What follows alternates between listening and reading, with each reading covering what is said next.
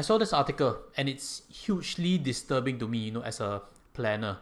Because what I preach on this channel is prudence. What I suggest is for everybody to maximize your standard of living, but at the same time not jeopardize your own retirement future. And let's look at the headline. CPF rules being close to family among reasons for upgrading to condos. Upgrading to condos is really very trendy right now. Let's look at some data points first before getting to the story itself. You see over here that more HDB upgraders are buying pricier private property, correct? A total of 6,698 have already done so, and that's only up to 31st October. So this number could easily blow past 7,000. And if we look from the 1 to 1.99 million range, it's at a record high, which means people are really paying money to buy private properties. And who is pitching it? That is pretty obvious.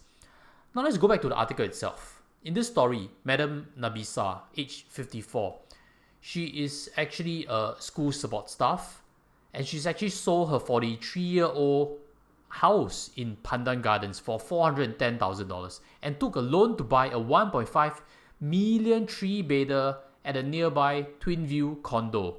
She'll collecting keys in January.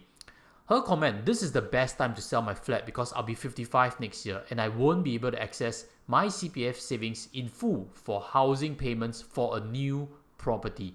That may or may not be true, because if you have the full retirement sum, you can still access your CPF SA and OA that still resides in your account after you turn 55. So when she says she can't access it, my guess is she doesn't have the full retirement sum. And in that case, if you don't have the full retirement sum for existing mortgage, you can still reserve CPFOA to make payments for it. But then for new property, your amounts in RA cannot be used. And just as a further point for sharing, if you have employment CPFOA coming in after age of 55, that amount can still be used for any mortgage. My serious concern is why this desire to touch that money, because your CPFOA is meant for your retirement. In my opinion, she's definitely going to be a situation by asset heavy and cash poor. What that means is her retirement years are not going to come that quickly. She will have to continue working. But that's not the biggest finding. If you look again, school support staff, age 54, took a loan to buy a $1.5 million condo. The story is not complete, because how can that loan be afforded at that age? The annual income has to be at least $150,000. That's ballpark figure, without needing to dive too deeply to any calculators provided online. You realize that the story is not complete. She's not owning the loan herself. It has to be tied to maybe her spouse or her children. So let's run through some potential numbers if she were to take the loan at the age of 54. A 1.5 million 3-bedder would require a loan of $1.125 million. And as we know, loans always follow your age to age of 65. And my guess, without too much details yet, is the monthly mortgage is going to be at least $8,000-$9,000. Which means if we make a calculated guess, this amount is likely going to be quite uncomfortable, especially if it's from herself and based on her current occupation. But in any case, deploying so much into housing property, I have serious concerns, and that's why I don't agree with it. Let's look on a bit further. Another push factor for Mdm Nabisah is the decaying lease.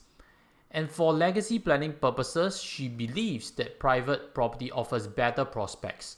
She believes, or she's been pitched to it, I leave it to everybody's interpretation, in terms of value retention when compared to her current house. It is true that decaying lease creates an anxiety with existing homeowners because they can eventually become zero. It's true. HDB has not committed to giving en bloc to old houses. But my suggestion to her, if she's really concerned about legacy, why not buy something in Teban area? There's a newly built 5-year, 10-year-old HDB. Definitely will outlast her, right? When she passes on, definitely you still have a very long lease, correct? Why again buy a 1.5 million condo, 3-bedder some more? So that really is concerning to me. That's why I want to open up this discussion to make sure that we all make savvy decisions and not run into financial trouble down the years. And as what I speculated, there definitely is someone else that's owning that loan with her. If not, the equation doesn't make sense. And if it's spouse, great. Two people's eggs all in one basket. Two people carrying the loan, two people sacrificing retirement income. Let's look on further from this article. This is in our case study, and her name is Mdm Mariam Ibrahim. She's actually sold her 15-year-old four-room Toa Payoh HDB and bought a new one-bedder at Treasures at Tampines. Her rationale is she decided she wanted to buy a condo because she don't want massive renovations and the bills that come with it. So in topping up an additional $230,000 for her Tampines condo, she can actually do away with massive renovations and she's fine with servicing a mortgage loan. Now, let me ask you this question. How much is a renovation going to cost? 30,000, 50,000? Depends on really what you want, correct? But when you take on a mortgage, you cannot escape it. And not only that, when she's moved to this condo, she's going to face conservancy charges and subsequently sinking fund charges when a condo becomes old. The running cost in owning a condo is higher. The property taxes are higher. Has she factored it in versus a renovation cost? In any case, if she needs to take on renovation loan, her finances are likely stretched, which means upgrading is foolish. I hate to be so direct, and maybe I've made certain assumptions wrongly about the case study, but this is the information that's presented on the article. And that's why I feel a duty to actually spread prudence, to actually spread how we should actually plan property upgrade. Upgrading is fine. We can all upgrade within the budget and to allocate enough for your own retirement. That's the message I would like to send. So if anyone is keen on upgrading or has been pitched wrongly that property prices are definitely going to way outperform HDB prices, get them to seriously look at data points again. The PSF that's climbing very high is mainly for new launches where the developer has full control over what they want to price.